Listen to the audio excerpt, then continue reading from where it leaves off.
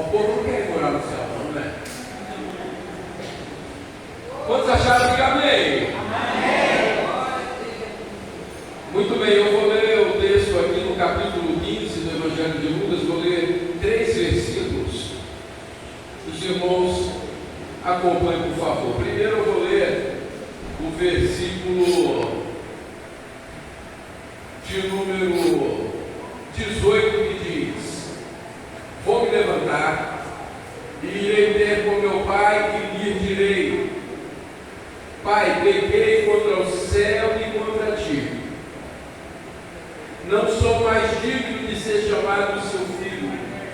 Trata-me como um dos seus empregados. Versículo de número 24 diz: porque este meu filho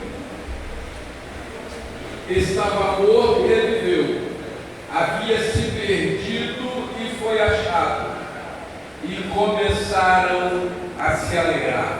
Amém? Sente, por favor. Não sei se alguém aqui já perdeu alguma coisa dentro do ônibus de viagem ou na rodoviária, mas rodoviária, estação, aeroporto tem um departamento chamado Departamento de Achados e Perdidos.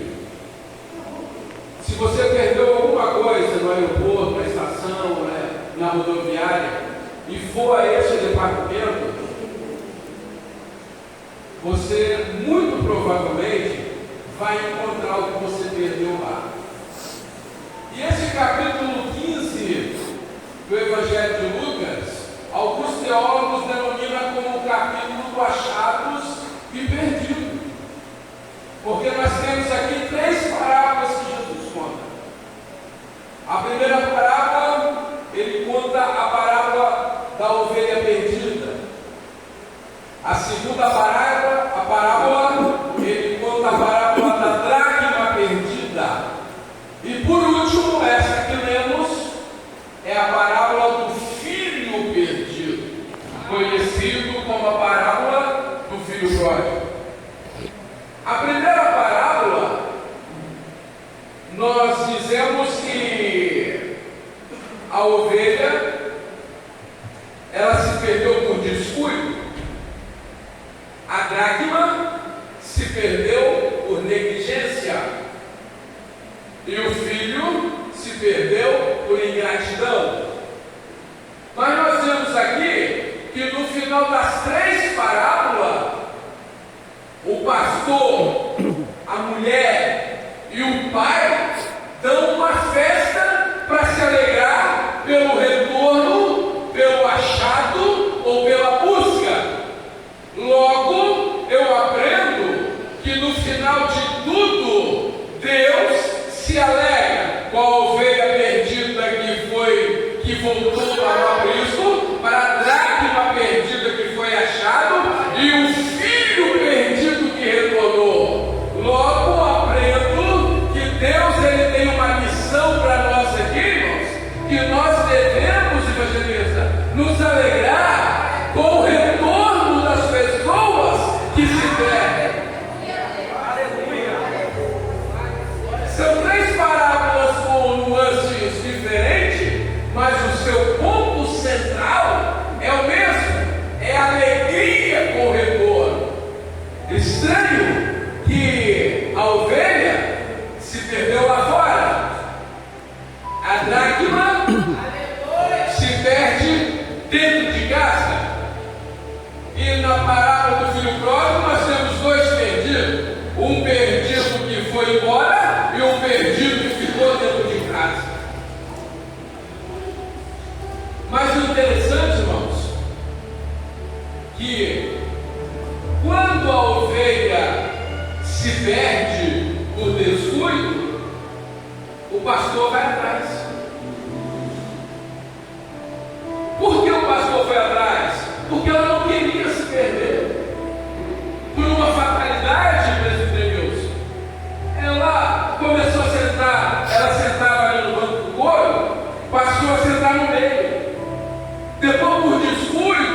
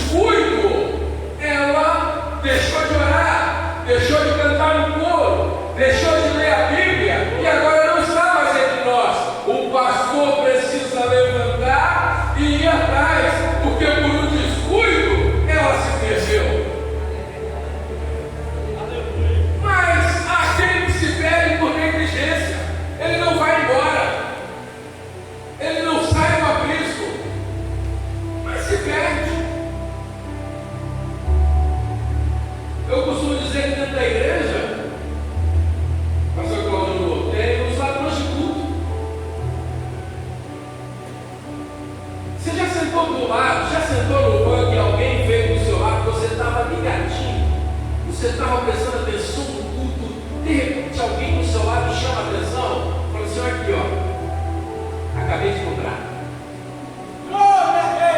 Aí você desvia a atenção. E você, aí começa a falar as qualidades do seu aparelho. Aí você já deixa de cultuar, seu culto já parou. Aquele culto que deveria ser para Deus, aquela atenção que deveria ser para Deus, começa agora a ser para aquele seu vizinho do lado. E a negligência começa assim, às vezes sem perceber. A negligência começa, aí a gente não glorifica mais, aí a gente não sente mais. Aí nós estamos aqui dentro da igreja, mas não entendemos o que está acontecendo. Não percebemos que Deus está falando. Não percebemos que Deus está edificando. Não percebemos que Deus está transformando. Não percebemos que Deus está salvando. Por quê? Porque a negligência já tomou conta do nosso coração. Nós estamos aqui dentro, não nos perdemos lá fora. Não fomos embora. Estamos aqui, mas estamos no estado de negligência. Perdido na negligência. Aí vai precisar acender as candeias, vai precisar varrer a casa, tirar aquilo que impede, começar a tirar a sujeira, levanta o móvel, tira os tapetes, começa a tirar aquilo que atrapalha a visão, começa a tirar aquilo. Não sei se você já percebeu, quando Abraão pega Isaac e vai em direção ao Monte Moriá para sacrificar Isaac, ele leva 2 servos com ele, irmãos. Leva 2 servos com ele. Aí eles começam a caminhar em direção ao Moriá. E quando Abraão avista o Monte Moriá, ele chega ao pé do monte agora, fala para os moços assim: fica aqui vigiando a jumenta, porque eu e o moço vamos lá e adoraremos. Depois de haver adorado, voltaremos para vós. O que eu aprendo aqui com esse texto? Quem vigia a jumenta não percebe o que Deus está fazendo. Quem vigia a jumenta não vê o milagre acontecer. Quem vigia a jumenta não percebe a intervenção divina. Quem vigia a jumenta não percebe que Deus está dando um grande livramento. E a negligência faz a gente ficar de olho na jumenta. A gente não consegue ficar de olho mais no culto. Não conseguimos mais ficar de olho no altar. Não conseguimos mais olhar para a cruz. Porque a negligência não permite. Aí precisamos fazer isso tudo. Mas o certo é que há salvação para ele. Mesmo nesse estado. Porque agora nós vamos ter que abandonar a jumenta. Nós vamos ter que varrer a casa. Nós vamos ter que acender as luzes. E nós vamos limpar, nós vamos tirar aquilo que está atrapalhando. Nós vamos mandar a jumenta embora. Nós vamos levantar os tapetes e nós vamos achar aonde perdemos a dracma, aonde perdemos o contato, aonde perdemos a unção, aonde perdemos a visão, aonde perdemos. É o 175, assim, eu faço confusão no meio da água, né? Guarda o contato, não é? É isso? 77, eu sabia que tinha um 7, né? 77, porque deixamos de guardar o contato, né? Mas o nosso inário oficial diz: guarda o contato, mantenha estreita a sua relação, não afaste dele, não abandone, não entre no estado de negligência. Como eu estou falando aqui, o relógio está tão longe, eu não estou conseguindo enxergar aquele relógio, né? Quer dizer, eu enxergo o relógio, mas não enxergo a hora. Eu gosto quando eu não enxergo a hora, eu fico bem à vontade. Enquanto eu puxar meu guarda-pó aqui, eu digo: deu horário, vamos embora. Mas aí nós chegamos aqui na parábola do filho pródigo, daquele que foi embora pela ingratidão. Mas, apesar do pródigo não ter valorizado o conforto do lar e a companhia do pai e do irmão, apesar do pródigo pedir a herança antecipada assim, considerar o seu pai morto, apesar do pródigo romper os laços com a sua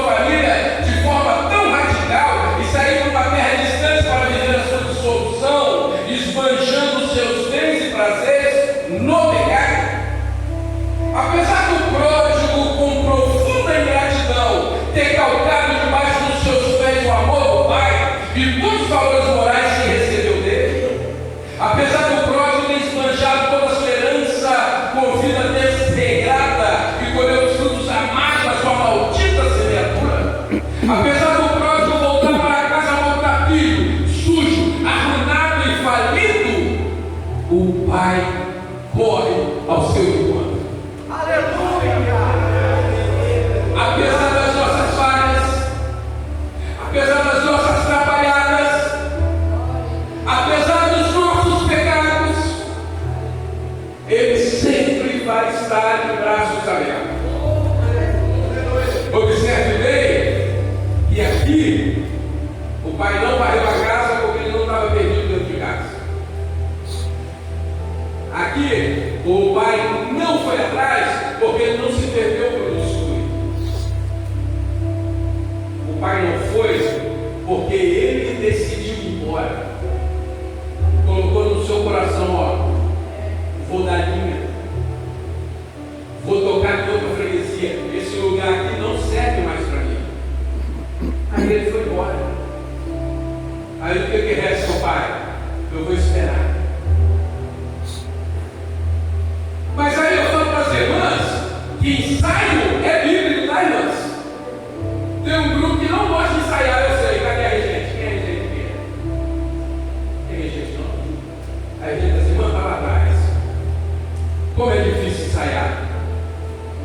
Tem um conjunto aqui de quase 50, no dia do ensaio aparece uma meia dúzia de gato pingado. Eu gosto de ver ensaio de festa.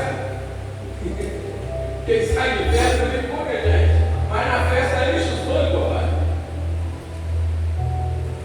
Agora eu vou mostrar para vocês na Bíblia que ensaio é bíblico. E não ensaiar é lanche. O filho começa a gastar tudo, perde tudo, não tem mais um centavo, tá só eu assim, ó. Tudo.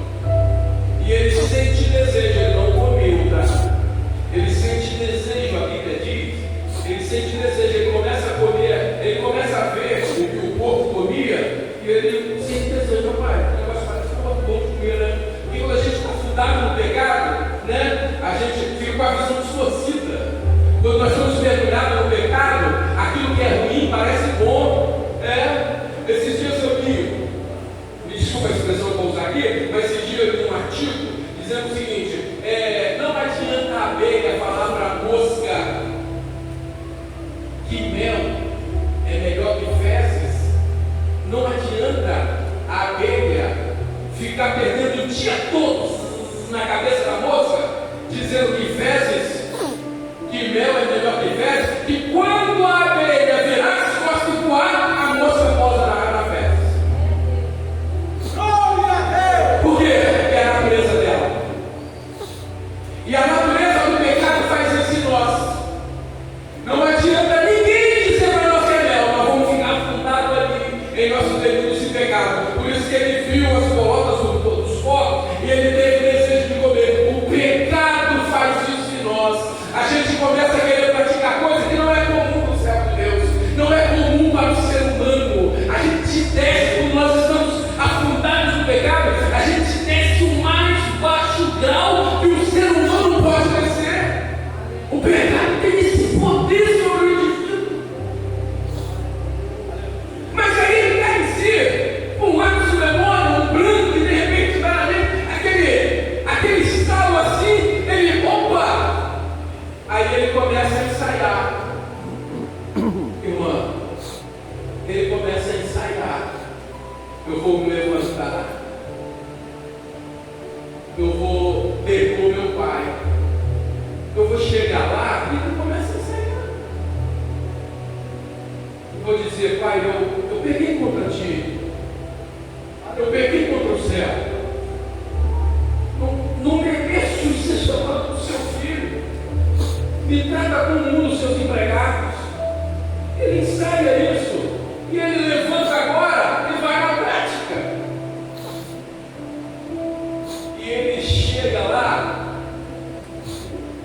não dá chance a ele de falar isso. Porque quando o pai dele avista ele de longe, o pai corre e abraça. É o que Deus tem para nós, é abraço. Deus não quer que você seja um escravo. Deus não quer que você seja um empregado. Irmãos, eu não sei se já disse isso aqui, mas eu volto e meia, evangelista, eu me pego meio pensando, eu me pego pensando, o que é que Deus viu em mim para estar matando o pastor Rodrigo? Por quê? Eu não sou fácil, eu sei. Sou uma pessoa difícil. Vai lá em casa. Pergunta lá em casa como eu sou difícil. Hoje mesmo, eu tenho uma neta, eu sou sócio desse camarada aqui numa neta, né? A gente divide uma neta, nós dois. Ela volta e meia, você é terrível, ela falou. Eu sei que eu sou, mas ele me amou tanto ao ponto de morrer por mim. E a Bíblia diz que ninguém tem amor maior que isso. Porque quando eu li aquele texto de Isaías, parece uma coisa ilógica. Porque o texto diz assim: pode uma mãe se esquecer do filho que amamenta, que não se compadeça do fruto do seu ventre? Parece uma coisa maluca, né? Uma mãe esquecer do filho. Agora, nesses dias, a gente viu no jornal vendo as pessoas tendo as mulheres tendo filhos, jogando no saco de lixo, botando no saco de lixo, botando na lixeira, abandonando em hospital, aquele negócio todo. Mas lá atrás parece que o negócio era mais difícil, né? Isso não acontecia ao ponto do profeta falar isso. Pode uma mãe, alguém aqui, alguma mãe presente aqui, se esqueceria do seu filho, ainda amamentando? Eu lembro quando a minha esposa amamentava, a gente queria sair, ela não saía, ficava em casa, tinha que amamentar as crianças, né? A gente perdia, deixava de ir um monte de lugares, um monte de compromisso, festa de igreja. Então, naquela época, parece que as igrejas faziam mais festa do que hoje, todo final de semana tinha uma festa de oração, né? A gente não podia ir, porque ela estava amamentando as crianças. E a mãe não esquecia. Mas aí Deus fala assim: ainda que isso venha a acontecer, eu não me esquecerei de ti. O que Deus está falando é simples. Quando Deus chega para Jeremias, diz: Jeremias, desce a casa do oleiro e eu lá falarei contigo. Jeremias desceu. Jeremias começou a reparar. E Jeremias viu a mesa, viu a roda, viu o oleiro, viu o barro, e o oleiro estava lá fazendo uma obra lá. Mas tem uma coisa que Jeremias não viu: lata de lixo. E na casa do oleiro não tem lata de lixo. Porque se tiver torto, ele faz de novo. Se tiver trincado, ele faz de novo. Se estiver meio cru, vai de novo para o fogo. Mas ele não abre mão de você. É por isso que ele diz: ainda que uma mãe se esqueça do filho, eu não me esquecerei de você. Ele morreu por você, vive em você, mora em você e veio para nos levar para o céu, irmãos. Deus não abre mão de você, minha santa. Não abre mão de você, meu santo. Porque Ele deu uma promessa de estar conosco todos os dias. Não é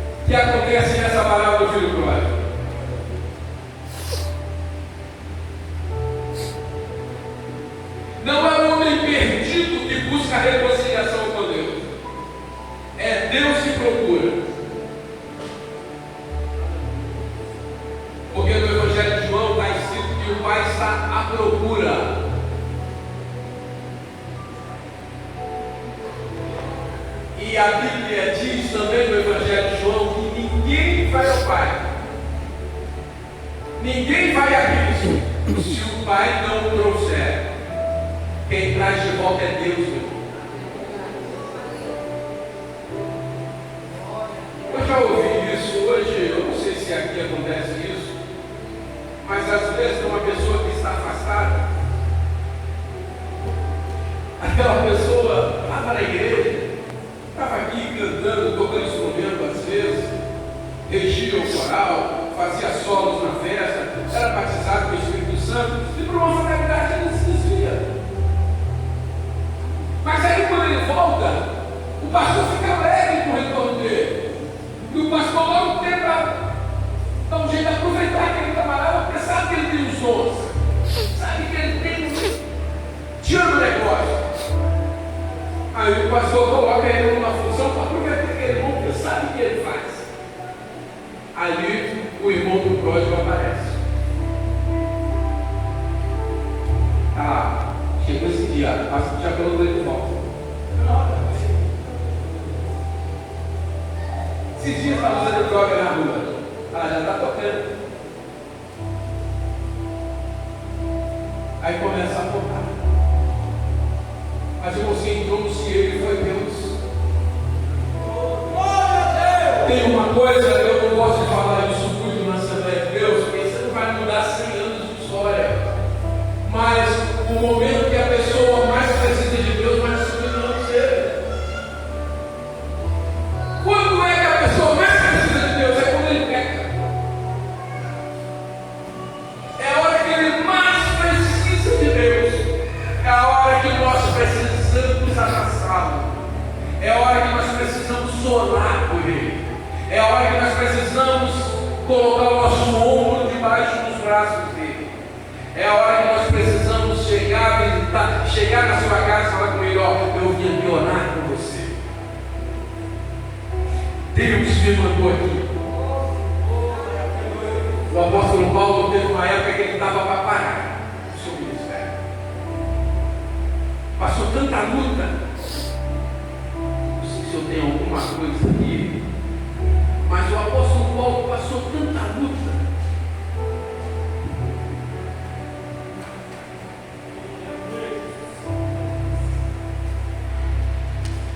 Ele foi perseguido em Damasco, esquecido em Tarso, apedrejado em Lícia, preso em Filipe, escorraçado em Tessalônica, enxotado em Bereia, foi chamado de tagarela em Atenas, foi chamado de impostor em Corinto, entregue às feras em Éfeso, preso em Jerusalém, picado por cobra e indo para Roma. Mas ele diz o seguinte: tudo isso não me tirou a alegria de servir a Deus. O cara sofreu tudo isso. E ele vai dizer no 2 Coríntios capítulo 7, versículo de número 5, se me falha a memória, ele vai dizer o seguinte: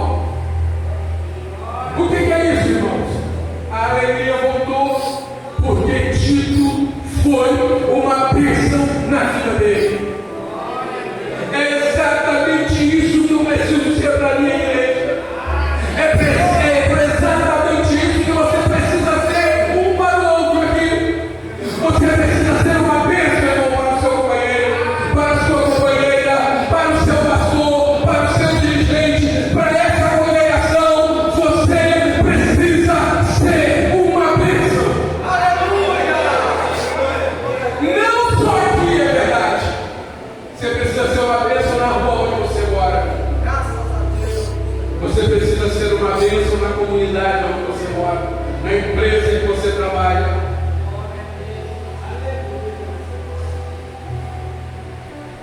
Porque o povo precisa ver que você é um homem ou uma mulher de Deus. E que sabe que Deus é na sua vida.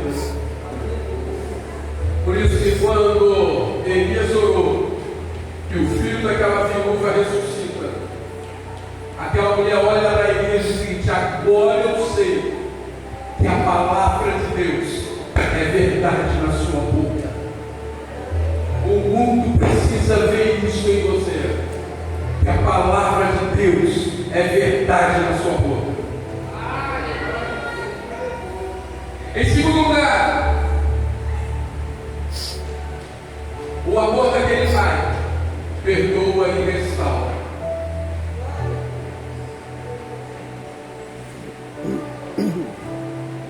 Deus sempre tem restauração para nós.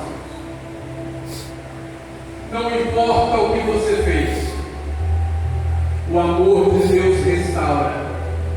E Ele te coloca uma roupa nova, sandália nos pés, anel nos seus dedos, porque Ele te devolve tudo de novo, inclusive o direito de ser filho dele.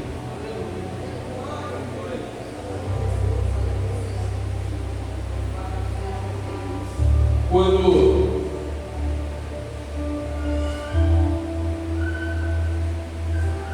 fizeram uma entrevista com aquele recordista dos 100 metros, o Usain Bolt, não, acho que é essa a pronúncia, Usain Bolt. O cara recordista dos 100 metros aí, quebrou vários recordes e ninguém quebrou mais recordes dele. Ele já aposentou, parece que uns 3 anos, né? E ninguém quebrou o recorde dele ainda.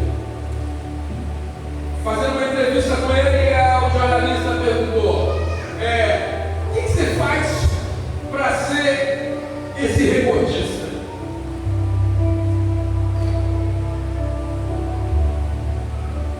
Ele falou: esse recordista do 100 metros, esse fenômeno, essa flecha que você é. Aí ele disse: é porque nos primeiros 90 metros eu dou tudo de mim. E ele parou aí. E a menina falou: e os outros 10 metros? Ele falou: eu dou mais um pouquinho.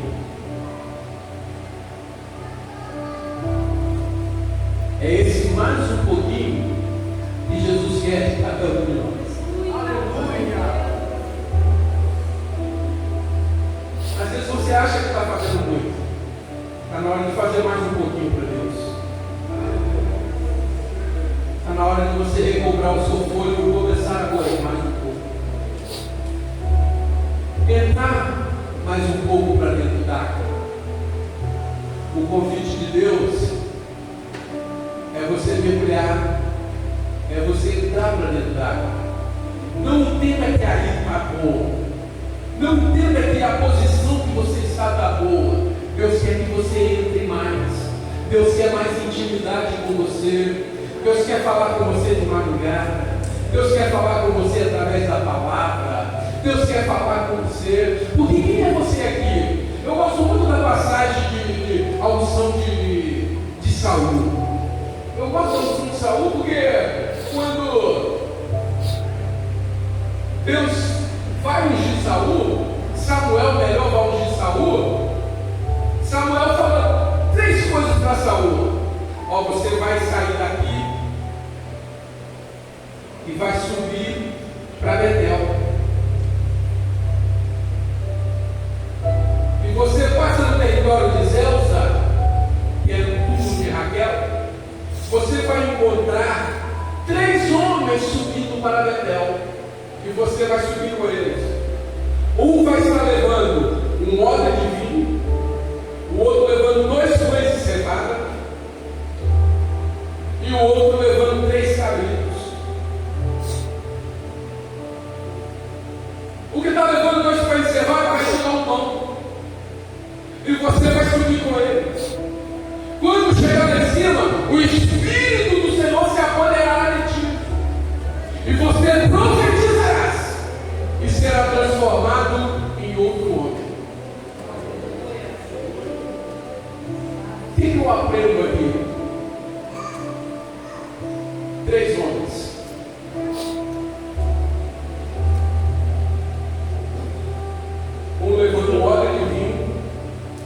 estão subindo para Betel. Betel é a casa de Deus, é o lugar do sacrifício. Um está levando óleo de vinho, um está levando 2 pães de cevada e o outro está levando 3 cabritos. Tem dia que nós viemos para a igreja, a gente traz vinho. O grupo cantou ali na frente. Trouxe vinho, alegrou o nosso coração. Eu trouxe pão, estou dando a vocês. Estou dando um pão para cada um de vocês. É o alimento que alimenta a alma.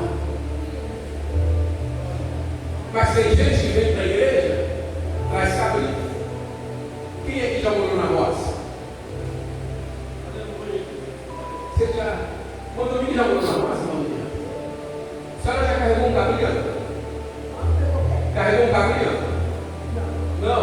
Alguém aqui já puxou um cabrito na corda? Não. Cabrito, para você carregar ele, você tem que ir dando essa alavanca a ele. Você chega com todo o braço, o seu lugar for longe. Você vai puxando o cabrito, para ele vir atrás de você, você tem que vir dando essa alavanca. Você imagina 3 cabritos, cada um puxando para um lado. Que prova aquele camarada até chegar nesse nível dela. Tem dia que é assim, irmãos. Tem dia que a gente traz vinho. Tem dia que a gente traz pão. Tem dia que o pastor não assiste o culto. Ele fica dentro da secretaria resolvendo os cabritos que o povo trouxe. É só problema. O que você trouxe hoje aqui?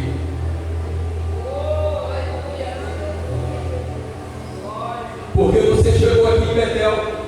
Fique de pé. Por favor, se coloque de pé. Você chegou em Betel. Independente do que você trouxe. Chega em Betel, o Espírito do Senhor se apoderará de você. E você será transformado em outro homem, outra pessoa. Peça para Deus, Senhor, derrama o teu Espírito sobre mim. Derrama seu Espírito sobre a minha vida. Eu não quero ser mais eu. Eu não quero ser mais essa pessoa. Eu quero ser diferente, Senhor. Eu não quero ser mais um na congregação. Eu quero ser a pessoa que o Senhor está levantando para fazer a diferença. Eu não sei se o grupo de jovens aqui canta esse louvor, mas na minha igreja o grupo de jovens canta um louvor que diz o seguinte: meu alvo é o céu, ser íntimo de Deus, marcar a minha geração. É exatamente isso, irmãos, que nós precisamos pedir que o Espírito Santo faça sobre nós, marcar o seu tempo aqui nessa congregação, marcar, irmãos, o seu tempo no lugar onde você mora. Mas o Espírito de Deus, Ele quer se apoderar de você e quer te transformar em uma outra pessoa, em um servo de Deus ativo, uma pessoa que vai fazer diferença aqui na congregação, aqui nessa comunidade, aonde você estiver. Glória a Deus. Levante a sua mão, coloque uma no seu coração e ore comigo, Pai Santo. Mais uma vez mais nós somos gratos a Ti, Senhor, pela oportunidade, Senhor do Senhor, de estarmos na Tua casa. E aqui, Senhor, depois de adorar o Teu nome,